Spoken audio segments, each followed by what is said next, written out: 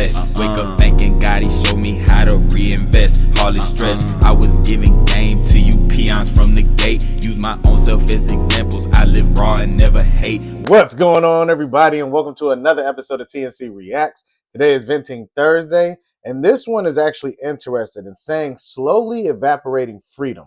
Now, if you're new to the channel, what we do is listen to Reddit stories, and then we actually talk about them afterwards. So, let's get to it. Slowly evaporating freedom. I am ready to receive rocks being thrown at me for who I am by nationality or for me exaggerating my problem. Go on. So yeah, I am Russian and I highly inclined towards Europe, USA, West in general. And if some people don't know, the internet in my country seems to be running to its end. What do I mean? Whitelists of websites being slowly integrated, a lot of outer resources getting blocked, and it's all because they don't bend to our requirements. Cloudflare, X, Discord, even Roblox is blocked.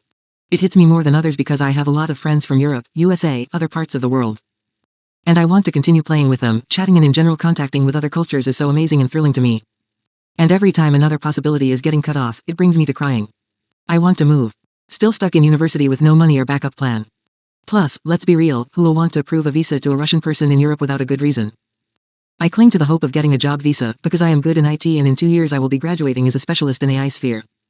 And I just know what awaits me here years later. Total control, total cut from other countries. Me who learned English and other languages to live somewhere else because of my interest in other cultures. The government couldn't care less. And one more fact that I get jealous of: my friend, who is a girl and has a friend in US who cares about her and saves money to get her out. Good for her. No need to worry about money for moving, no need to worry about military shit, which is mandatory for all males here, and that's another barrier between me and other countries. I feel powerless, more lonely now. Getting out of depressive periods just to slam back down into them by another decision of our government internet security. Kill me already, or one day I will not bear this headache anymore. Well, man, I don't even know what to say, because one of the things about technology that a lot of us actually enjoyed when it first kicked off was that you were able to reach everybody. You were able to get more information that you previously were, just say from books that you can only get in the library if you actually had access to a library close to you, where the internet allowed you access to broad array of information. And then a lot of the trolling came in, a lot of fake information, a lot of people that just like trolling, a lot of people that like harassing people started flooding the internet. So the game has changed now. The more connected that we are because of online, the more disconnected we are as people in general, because you get to see how people really feel online because of the detachment. They know can't nobody do anything to them, so they say the most racist and wildest things that you can think of online.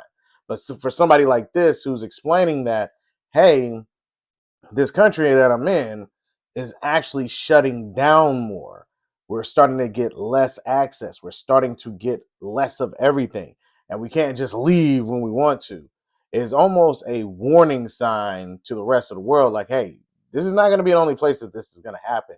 And I'm inclined to believe that, regardless of where you think you are, whether you think about the policies, things that are going on are slowly edging towards a lot of isolation for countries to start just really dealing with themselves, because it's starting to build this thing where you can't trust this one, you can't trust this one. Their policies, their ideologies, their behaviors, and so on and so forth are starting to become more divisive. And is it easier to control people when you isolate them, or is it easier to control them when you get them all on the same board? That's the real question. Now, I do feel bad for this person. I can see why they're venting, because it does suck. You got all these friends that aren't in the country that you're a part of, and you wish you could get access to them, but you're a man and your life path is actually different from said someone else who has somebody that's willing to simp out and bring them to them. But I don't know, man. Today's age is so strange. you know Hopefully, I'm always one of those optimists that I hope things will get better. Being that this person is from a country that has a lot of issues going on with the rest of the world, I can't say anything that would probably make them feel better, but hopefully things get in order. But let me know what y'all think down in the comments section, and be on the lookout for more videos. All right, everybody. Peace.